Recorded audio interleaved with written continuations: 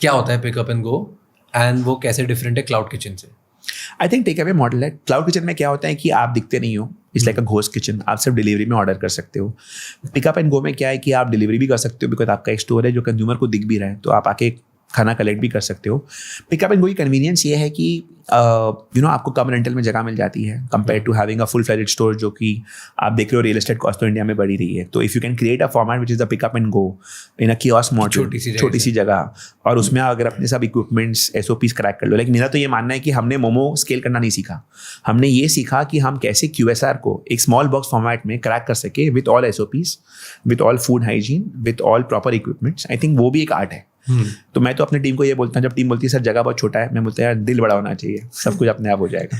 But cloud kitchen क्यों नहीं better होगा फिर इसके लिए? क्लाउड किचन में क्या है ना कि आप देखो, आप सिर्फ डिलीवरी कर सकते हो, ठीक है, तो one part of the customer which is dining in और wants to take away and go, wants to eat and go, वो नहीं मिलता है आपको। But eat and go and take away customer क्या इतना बड़ा है? बहुत बड़ा है, कन्वीनियंस है बहुत ज़्यादा। कहाँ लगाऊंगा? मतलब गिव मी एन एग्जाम्पल कि अगर आज मुझे पिकअप एंड गो रेस्टोरेंट खोलना है या मुझे एक रेस्टोरेंट खोलना है, for example give me random let's say coffee, हम लोग कॉफी की बात कर रहे थे, कॉफी शॉप खोल लिया। हम बॉम्बे में बैठे हैं, आप BKC देख लो, BKC में इतने सारे ऑफिस है, लोग नीचे आएंगे, पिकअप गो करेंगे, चले जाएंगे ऑफिस में। आप डिलीवरी करोगे तो आपको 20 मिनट लगेगा आने में, ठीक है, प्लस आप डिलीवरी के लिए एक्स्ट्रा चार्ज दोगे। आजकल तो ये एग्रीगेटर्स सरचार्ज फी, बारिश में एक और फी, पैकेजिंग फी, डिलीवरी फी सब लगा रहे हैं। बट फिर मेरा रेंटल पर मंथ भी तो बहुत ज़्यादा एक्सपेंसिव होगा। नहीं, आप छोटा जगह, बट आपको बिजनेस ज़्यादा मिल रहा है ना। अगर आप सिर्फ डिलीवरी करोगे, एक तो आप कमीशन दे रहे हो हर ट्रांजैक्शन में, तो 20% तो ये एग्रीगेटर ले जाते हैं, 20 से 25%, तो आपके पास बचता है 75%।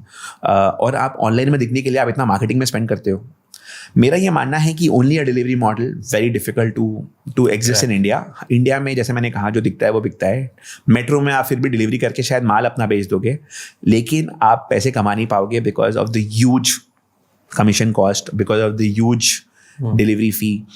But in Tier 2 Tier 3 cities, जो हमारा देश का जो कस्टमर है उसको आपका दुकान देखना है, अगर वो नहीं देखेगा तो विश्वास नहीं करेगा। तो अगर बहुत सारे क्लाउड किचन ऑपरेटर्स हैं जो अभी कह रहे हैं कि हमको Tier 2 में दुकान खोलना पड़ेगा, अदरवाइज कंज्यूमर ट्रस्ट पाना बहुत मुश्किल है। तो वही लॉजिक है, जो दिखता है वो बिकता है। तो मेरा ये मानना है कि आप अगर डिलीवर कर रहे हो तो you are only catering to one segment of the people who are in the app.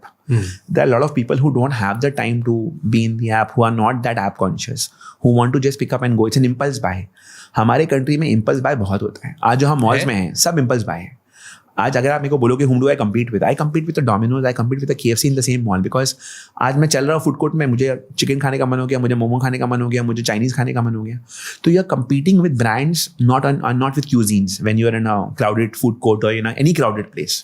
So that's why I think अपने फूड को फन बनाना, मेन्यू को एक्साइटिंग करना और कंज्यूमर को अट्रैक्ट करना बहुत ज़रूरी है। अगर ऐसे और भी बहुत इंसाइटफुल शॉर्ट्स और क्लिप्स देखनी है तो इस चैनल को सब्सक्राइब कर लो।